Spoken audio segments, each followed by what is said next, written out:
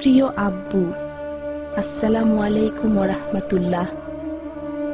আমরা তোমার 6 স্নেহের সন্তান। আমরা আমাদের সাধ্যমতো চেষ্টা করেছি তোমাকে আমাদের মাঝে মুক্ত আকাশের নিচে নিয়ে আসতে। আফসোস, আমরা তা করতে পারিনি। আমাদের কোনো অভিযোগ নেই পরম করুণাময় আল্লাহর কাছে। তোমার আকাঙ্ক্ষিত শহীদে মৃত্যু তিনি তোমায় দিয়েছেন। শুধু আজ খুব অনুভব করতে ইচ্ছে করছে তোমার সেই প্রশান্ত আর নির্মল চিত্ত, যার মজবুত ইমানের দুর্গ ভেদ করতে পারেনি কোনো রক্তচক্ষু, যে ধীরতার কাছে ভেঙে চুরমার হয়ে গেছে জালিমের ফাঁসির মঞ্চ। আর তাই তো আব্বু, তুমি সীসাঢালা প্রাচীরের ইমানের উদাহরণ হয়ে থাকবে ততদিন, যতদিন এই পৃথিবীর বুকে ইসলামী আন্দোলন বেঁচে থাকবে। আব্বু, আমরা তোমার চোখে অশ্রু দেখেছি আর মুখে শুনেছি দোয়া, যখন পৃথিবীর যে কোনো কোনায় কোনো মুসলমান হয়েছে নিপীড়িত, নির্যাতিত। আজ তোমার এই শহীদে মৃত্যুও কাঁদিয়েছে লাখো কোটি ধর্মপ্রাণ মুসলমানদের। তোমার গায়েবী জানাজা পড়া হয়েছে পৃথিবীর প্রায় সব কয়টি দেশে। যে বিনিয়োগ এখন ইসলামী আন্দোলনের জন্য তুমি করে গেলে, তার ফসল আমাদের ভবিষ্যৎ প্রজন্ম এই বাংলাদেশের মাটিতেই ভোগ করবে ইনশাআল্লাহ। আব্বু, সে 3.5 বছর তুমি আমাদের কাছে ছিলে না। আল্লাহ তাআলা হয়তো এভাবেই তোমার বিচ্ছেদের জন্য আমাদের প্রস্তুত করেছেন। কিন্তু যখন শনিবার আসে, সকালে ঘুম ভাঙলে মনের অজান্তেই তোমার সাথে দেখা হবে ভেবে মনটা আনন্দে দুলে ওঠে। সব প্রস্তুতি নিয়ে যখন কাশিমপুর জেলগেটে পৌঁছতাম, নিজেদের তোমার খুব কাছে মনে হতো। অ্যাপ্লিকেশন করে তোমার প্রতীক্ষার আরো কিছু সময় পার করে শেষ পর্যন্ত সেই প্রতীক্ষিত সাক্ষাৎ। তোমার চাহিদাগুলো পুঙ্খানুপুঙ্খ রূপে কখনোই পূরণ করতে পারিনি আমরা। আমাদের দয়া করে তুমি ক্ষমা করে দিও।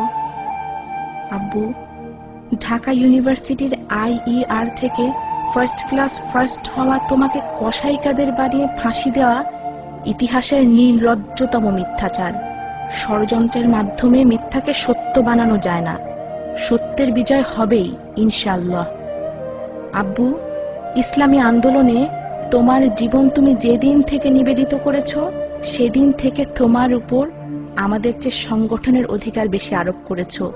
তাই তো আজ আমরা 6 জন ছাড়াও তোমার লাখো সন্তান। তোমার মুক্তির আন্দোলনেও শহীদ হয়েছেন অনেক জন। ফাঁসির মঞ্চে তোমার নির্ভীক পদচারণা আজ লাখো মনে নির্ভেজাল ইমানের স্ফুলিঙ্গ জ্বালিয়েছে। তোমাকে আর দেখা যাবে না বক্তৃতার মঞ্চে, প্রেস ক্লাবে, সাংবাদিকতায় কিংবা শিক্ষকতার মাধ্যমে শিক্ষার আলো ছড়িয়ে দিতে। আব্বু, তোমাকে ফাঁসি দিয়ে ওরা ক্ষান্ত হয়নি। আমাদের বাসার নিচেই মওদুদ সহ 16 জন আত্মীয়কে পুলিশ দিয়ে রক্তাক্ত করে থানায় ধরে নিয়ে গিয়েছিল ওই কালো রাতে। আমরা তোমার জানাজায় যেতে পারিনি শেষ পর্যন্ত। তোমার শেষ ইচ্ছা ছিল যে তোমার ইহরামের কাপড় তোমার জানাজায় কাফন হবে, জহির ভাই তোমার জানাজা পড়াবেন। এসব ইচ্ছা আমরা পূরণ করতে পারিনি। আমরা কাঁদতে পর্যন্ত ভুলে গিয়েছি। আব্বু, এখনো বিশ্বাস হয় না তুমি নেই। জামায়াতে নামাজ আদায় করার জন্য তোমার 2 ছেলেকে এখন আর কেউ তাড়া দিবে না। ছোটবেলায় বাবা, তুমি পিঠ চুলকে না দিলে যে আমাদের ঘুম আসতো না, আর পরে আমরা পা টিপে না দিলে আর চুল টেনে না দিলে যে তুমি ঘুমাতে পারতে না। আফনান, জুনাইদ, নুহা, মাহের, আনজারা খুঁজে পেবে তাদের আদরের নানা দাদাকে। নুহা জুতা পরে রেডি হয় কাশিমপুর যাবে দাদাকে দেখতে। দাদার কাছে গিয়ে নাকি হলুদিয়া পাখি গানটি শোনাবে। অবুঝ শিশুটি জানে না ওর দাদা ভাই গান শোনার জন্য আর এই ভুবনে নেই। বাস্তবতা এটাই, আমাদের সকল ব্যস্ততাকে ছুটি দিয়ে তুমি চলে গেছো আসমান ও জমিন প্রশস্ত জান্নাতের দিকে।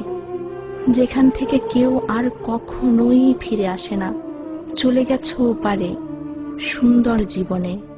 আমরা নিশ্চিত বাবা, তুমি এই মুহূর্তে জান্নাতের বাগানে বসে তোমার সম্মান দেখে আবার ইসলামী আন্দোলন করে শহীদ হবার বাসনা করছো ফেরেশতাদের কাছে। আর ফেরেশতারা জবাব দিচ্ছেন, বিসমিল্লাহির রহমানির রহিম। ইয়া আইয়াতুহান নাফসুল মুতমাইন্নাহ ইরজিই ইলা রাব্বিকি রাদিয়াতান মারদিয়াহ ফাদখুলি ফি ইবাদি ওয়াদখুলি জান্নাতি। হে প্রশান্ত আত্মা, তোমরা তোমাদের মালিকের কাছে ফিরে যাও সন্তুষ্ট চিত্তে ও তার প্রিয় ভাজন হয়ে। অতঃপর তোমরা আমার প্রিয় বান্দাদের দলে শামিল হয়ে যাও আর আমার অনন্ত জান্নাতে প্রবেশ করো।